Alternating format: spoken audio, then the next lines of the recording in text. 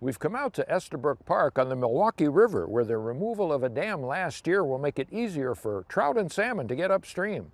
In just a few minutes, we'll follow Elizabeth Cramer as she trains in the North Kettle Moraine and then climbs to the top of Mount Kilimanjaro. And then Loren Voss shows us how to make a plastic turkey decoy more effective by adding a real turkey skin to it. But first, I'll take you fishing on Lake Mendota with pro angler Duffy Kopf. I'm Dan Small, and it's time once again for Outdoor Wisconsin. Summer to fall, winter to spring, from Green Bay to where the St. Croix sings, from Kettle Moraine to Superior Shore. Outdoor Wisconsin, outdoor Wisconsin. Thanks to cleanup efforts over the past few decades, the Milwaukee River now supports good populations of several native fish species and offers good fishing for trout and salmon in fall, winter, and spring, and smallmouth bass in summer. Another good fishery is the Yahara chain of lakes in Dane County. In particular, Madison's Lake Mendota offers great fishing action for a variety of species. Last summer, I spent a morning on the lake with pro angler Duffy Kopf. I'm out today on Lake Mendota with my good friend Duffy Kopf, and Duffy, you fish this lake a lot, don't you? Yes, I do. Of the Madison lakes, I consider this lake to be the most interesting one to fish. One of the biggest reasons is the deepest spot in this lake's 85 feet deep. Plus, you have almost 10,000 acres, so a lot of different environments. Okay, and we're after a mixed bag today, right? Mixed bag. Hopefully, we'll kind of switch up every once in a while and see what we can come up with. And hopefully we can put some fish in the boat. Okay, so you got me started with crankbait here. Tell me about this. Well, you've got one of the newer Berkeley baits there, and it's called a Cutter 110. And this one's more of a shallow water one. And I'm going to start out with a spinnerbait. And that's kind of a nice combination to begin with. You never want especially when you're just starting out, have two guys throwing the same thing. So we're going to kind of try to get a feel for a pattern, and then if we can establish a pattern, then we should be able to put some fish in the boat. Now, where are we here, Duffy? We're off of Governor's Island here, and you've got a very irregular weed bed, and weeds in the Madison Lakes are usually the key, so you got to pay attention. There's some parts of the lake right now that have abnormally low weeds. So hopefully that'll get going once the season gets a little further along. We had a front come through yesterday, Duffy. What kind of impact does that usually have? Well, the bigger the lake, kind of the less of an impact there is, but you'll get the changes in barometric pressure, and a thing some people don't understand is that actually affects the fish. It affects their mood. Yeah. And fish can be in one of three moods. They can be very aggressive, they can be neutral, or they can be negative. But I don't know how much of a change there was in the barometric pressure, because the weather this whole spring has been very, very up and down, and get very, very confusing for the fish. Oh! Right by the boat. What do you got? It's a pike. He hit it right at the boat, huh? Yes, he did. Woohoo. You need me to get the net? My drag a little bit. I'll get him. He's not that big. All right. I think he wants to go back in. Ready? Oh yeah. That's a fish, thank you. Well, we're gonna start fishing a little bit deeper now, and this is a clacking wrap, and these are very, very versatile as far as the depth. Mm-hmm. There's a little bit of weight to it, so you can get them down deep. I'm going to try to have the boat in about 9.5 feet of water most of the time. Sometimes I'll throw shallow, sometimes I'll throw deep, and see if we can't locate some of the fish off the edge of this weed bed. Yeah, there doesn't seem to be much going on. No. In the shallow stuff. How do you fish this? That, again, that's like a lipless crank, or a blade bait, where you can do a straight retrieve. You can do a straight retrieve with a little bit of a pause in there, or you can actually short little yo-yos back. Okay. And the problem is most people will put too big of a motion on it. Yeah. You only want a 2 or 3 feet Okay. thing on it, and you got to try to maintain a taut line. Okay. And it feels like it sinks. Yeah, it'll sink. Okay. You start your retrieve with your rod tip up a little bit. That helps to keep it out of the top of those weeds. Yeah. Look at that. It's a nice rock bass. Yeah, that's good size rock bass. Yeah. And those are good eating too. A lot of people don't like them. Yep, they're a little tougher to clean, but they got the thicker ribs. Yeah.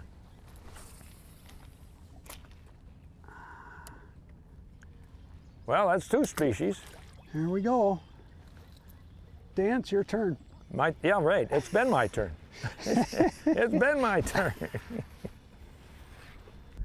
Well, we've tried 2 spots, and this is spot number 3. This is spot number 3, and it's kind of a hidden thing because you don't see any shorelines or anything on here, but there's actually a weed line that runs from there all the way down to almost all the way down to the state park. Okay. And if you're here on the right day, Yeah. things will happen. I've had a lot of success here.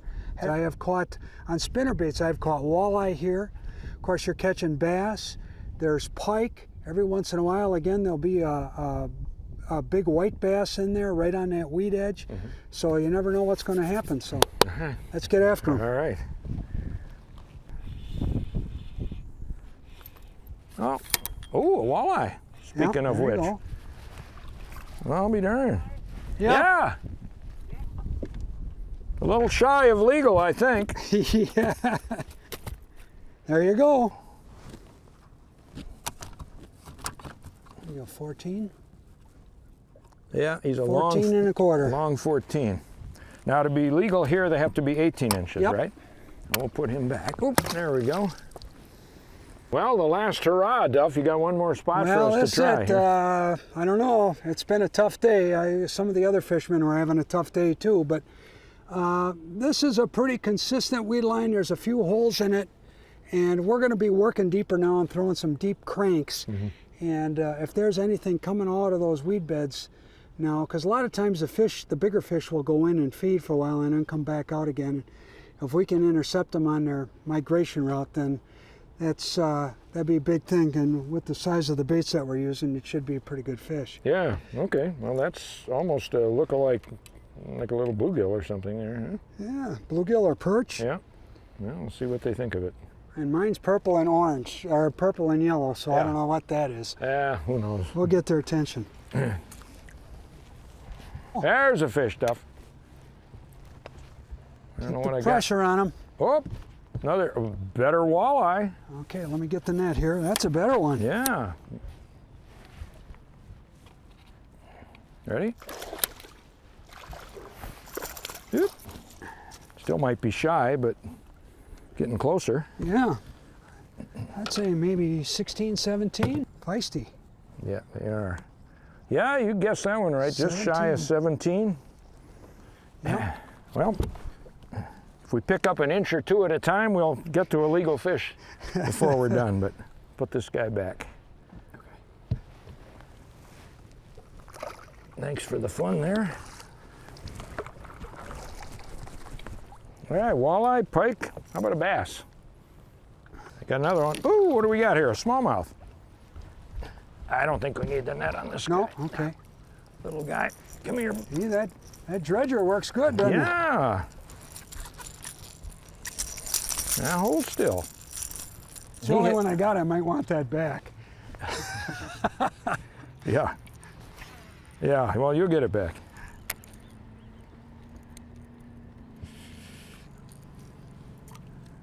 Well, about a 11-inch smallmouth.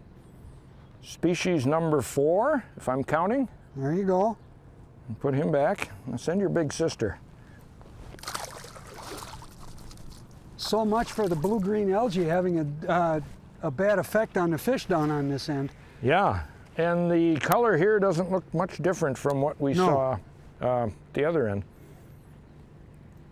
Well, he walloped it good.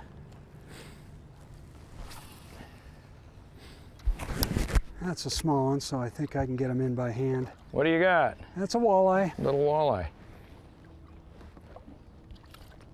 So the walleyes have saved the day today. Yeah.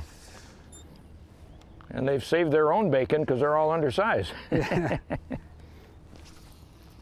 Well, a little action anyway. Yeah, we got it. We should have started here because we're close to the boat launch, but started looking. People have to understand that over the last few years they have been putting a significant number of walleyes in this system. And within the next 2 years, there's going to be fish in here, a number of fish over 18 inches, but they're limiting. You're not going to be able to keep 5 a day. I can't remember what it is, whether it's 2 or 3. Yeah. I'd like to see that lowered down to 2, but you know, 2 18-inch fish, that's a good meal for 2 people. Absolutely. If with a little left over, probably. If you're into eating the fish, but it's always fun to come out here, and especially with crankbaits. Crankbaits are fun to fish, and to be real honest with you, sometimes you don't have to be a very good fisherman if you're throwing the right crankbait. Yeah. And you found a couple of them today. I did, yeah. Well, we'll have to come back when those walleyes grow up a little bit. Yeah, either that or come back this fall when the big girls start coming back in shallow. The big pike. Yeah. That would be fun. And well, thanks a lot for taking me out. You bet. Beautiful day. That was a anyway. good time. Yeah. Good time.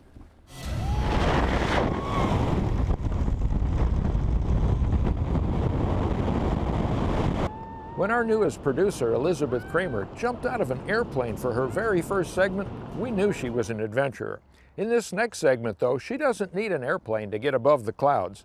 Let's join her as she trains in the northern unit of the Kettle Moraine State Forest and then joins a group to climb Africa's highest peak, Mount Kilimanjaro.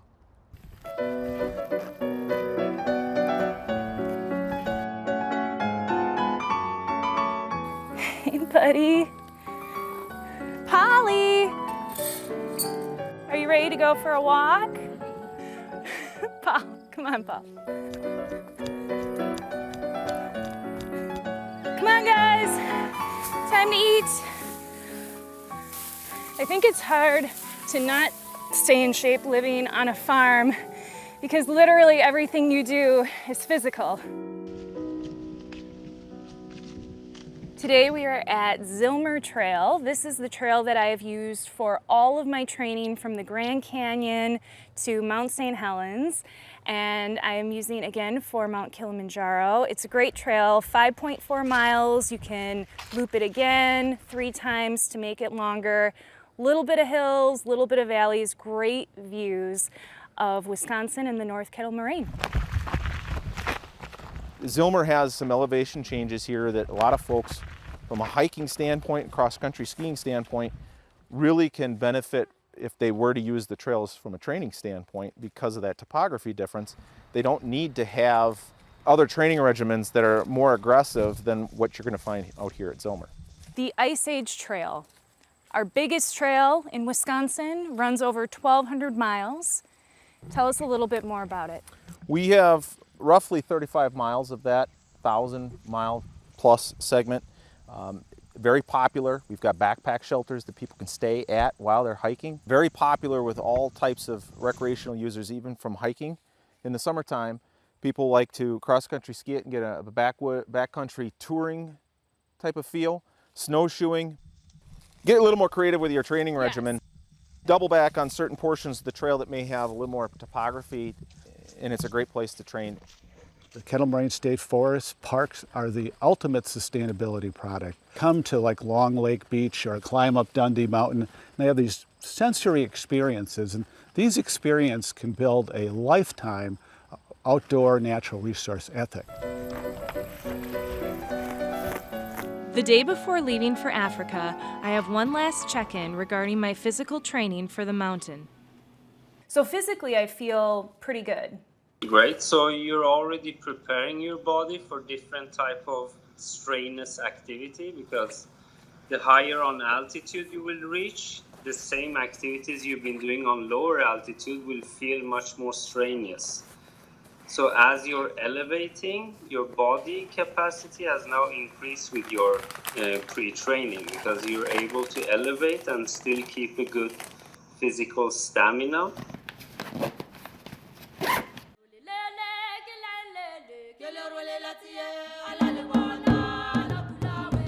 Tanzania is 8,000 miles from Wisconsin. As I fly into the Kilimanjaro airport, the landscape is like nothing I've ever seen, and I can only hope that my training back home is enough to get me to the rooftop of Africa. Okay guys, I made it. I'm officially in Tanzania and we just did our gear check. Oh yeah, all that's going up the mountain. Mandhari nzuri. Welcome, karibu. Thank you very much. Asante sana. Yeah.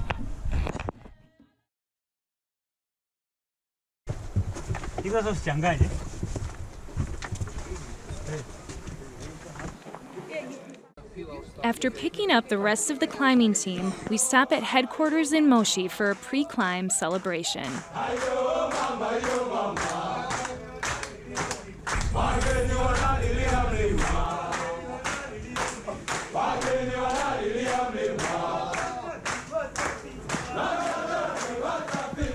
Elizabeth? He's a part of B-Boys group.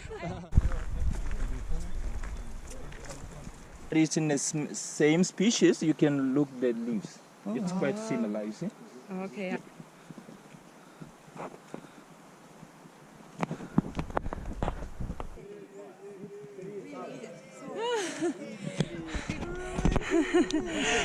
We're at how many meters?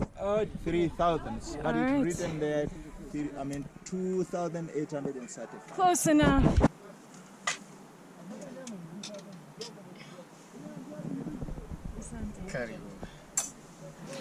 We are at Camp 1 on the Mashme Road. We are just getting ready to wash up for dinner and head to the mess tent. So, doing good. Perfect.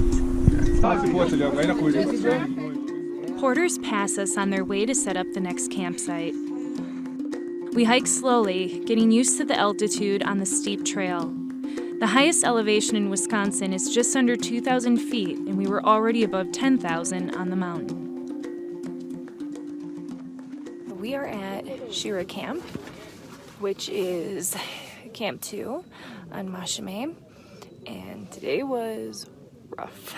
It was long and it was steep.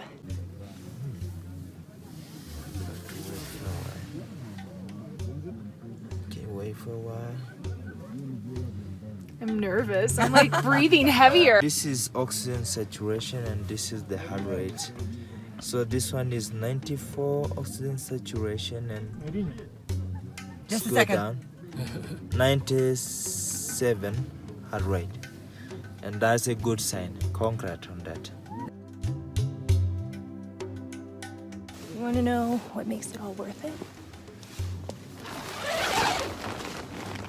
In front of the camera is the porter, followed by Elizabeth,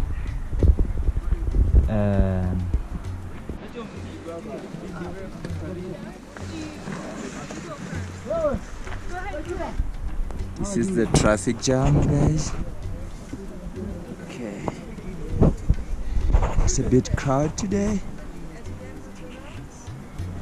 Yeah. That is Barranco Valley. She's ready to kiss the rock because this is Kissy Rock. Ah! Woo!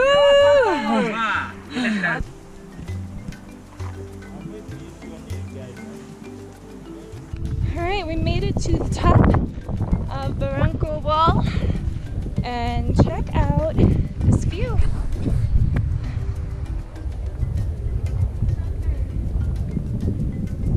Time to get to camp.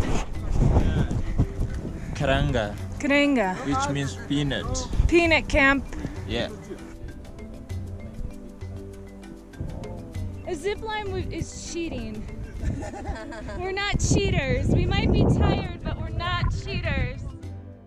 It's only attraction that we have in this country. That's why there is one of the slogan say that trash in and trash out. Because some of the people, they just drive and to throw out some garbages on a trail, so that in order to keep this mountain clean, we need sustainability at all, you know.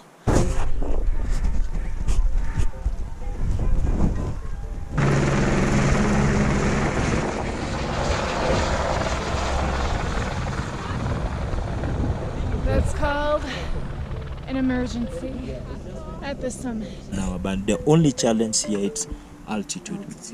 No, and it's easy even to get it here because we just even walking along the cratering, so it's easy. So once we get here to Uhuru Peak, which is our final destination, we don't want even to stay here for so long.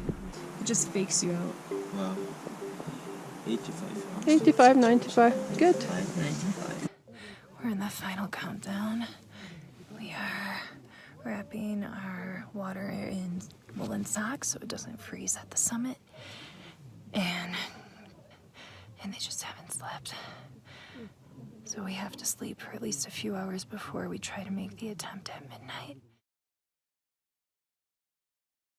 Hello. Yes. We are ready. Susie, Sandra, where's Atzel? Hello. Good morning. All right, we all feel good. Yeah. And today's our day.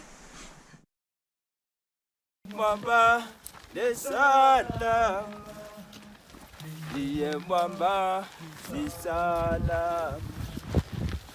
Mwamba de sana, diye mwamba ni sana.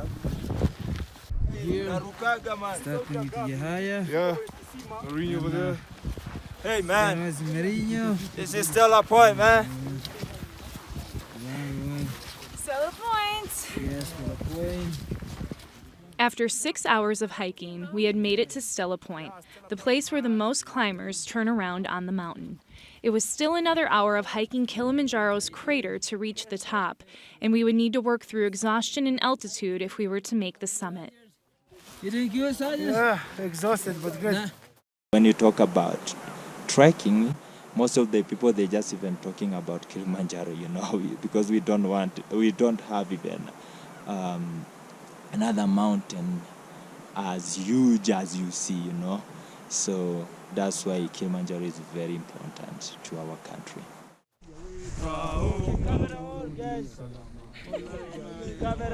Thank you very much. We made it. We started the group and we make it as a group. 1, 2, 3, go. Oh, those are cool. We made it. We made it. We made it. Take picture. Yeah.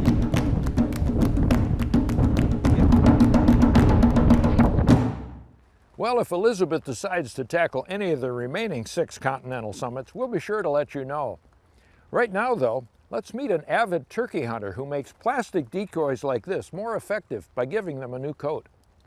We've come to Fond du Lac, Wisconsin to visit with Wisconsin Turkey Commander Loren Voss. And Loren and I both know a lot of hunters use hard-shell decoys for turkey hunting. Even a good paint job like this on a hard-shell decoy does not look as natural to a bird as the natural iridescence of real feathers. What are you going to do to make this hard-shell decoy more attractive to a bird? Okay, what we're going to do today is this decoy, we're going to fit it up with basically a bird that I harvested, that I boraxed the hide, and I dried it and made it into a pelt. I'm going to take this piece of wood. Looks like we got a decoy with a rudder, right? Okay. Now, if you grab that hide over there, this is the hide that I got, I'm going to say 2 years ago already. Okay. And basically, all that I did is I skinned it out, and I put borax on it. The wing bones are out of here because you want that wing so it's pliable, so it can move it. Okay. You know, you don't want the bones in it. So what we're going to do is, yeah, so what I'm going to do is my placement feels good. You're holding it for me. And I'm just going to take a basically the screw.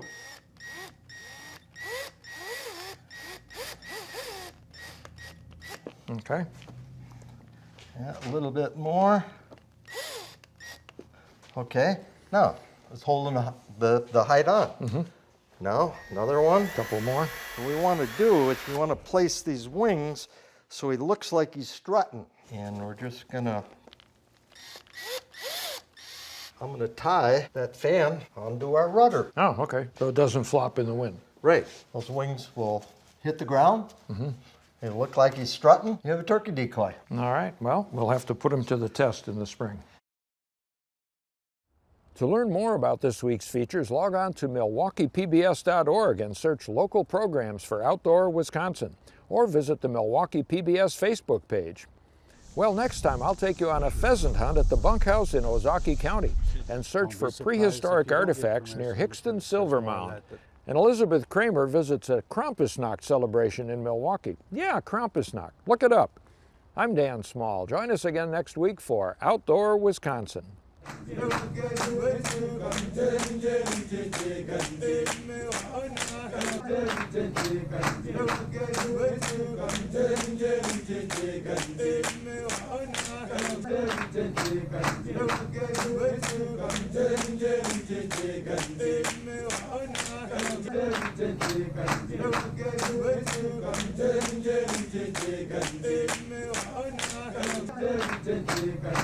Okay.